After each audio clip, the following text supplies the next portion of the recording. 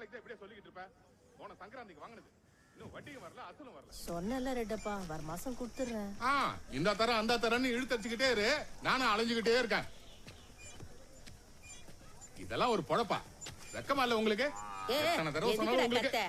ஊரெல்லாம் கேக்குதுடா. கேக்குறேன்னு தான் கத்துறேன். அப்போது ரோசம் வந்து துடு தராங்கன்னு பாப்போம். அது புருஷன் இல்லாதது, எதுக்கு அது மனத்தை வாங்குற? புருஷன் இல்லன்னா என்ன, எருமாடி மாதிரி புள்ள இருக்கான்ல, கை கால் இருக்குல்ல, ஆம்பளதானே அவன். பொறுத்துக்க ரெட்டப்பா, இப்போதான் என் புள்ள மரக்கடையில வேலைக்கு சேர்ந்துக்கிறான். வாங்குற சம்பளத்தை நேரா உங்களையே கொடுக்க சொல்றேன். என்ன பேசுற?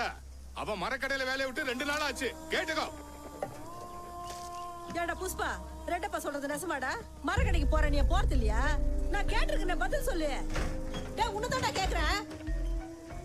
பார்வதம்மா, நாளைக்கு நேரத்துக்கு வருவேன். பைசா பாக்கி இல்லாம எடுத்து வைக்கணும்.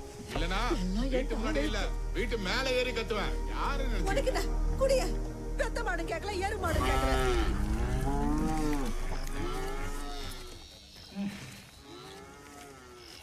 அசல் 3000, வட்டி 3600, மொத்தம் 6600. கணக்கு சரியா போச்சு புஷ்பா. உன் கணக்கு சரியாயிடுச்சு. என் கணக்கு என்ன கணக்கு? நான் அவன்கிட்ட கடன் வாங்கிட்டேன்னு ஊகலாம் தெரிஞ்சிச்சு.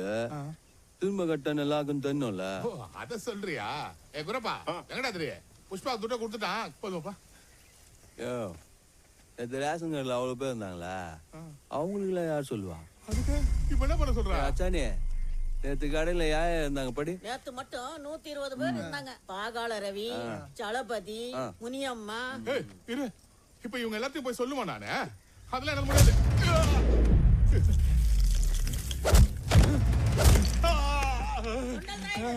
கொண்டலாடு புஷ்பா எல்லா பணத்தையும் கொடுத்துட்டான். ஐயோ அம்மா, புஷ்பா மொத்த கடனையும் கொடுத்துட்டான். புஷ்பா, இந்த வெங்கடேஷ் சொல்ல மறந்துடாத. சாயந்தரம் துபாய் போகுது.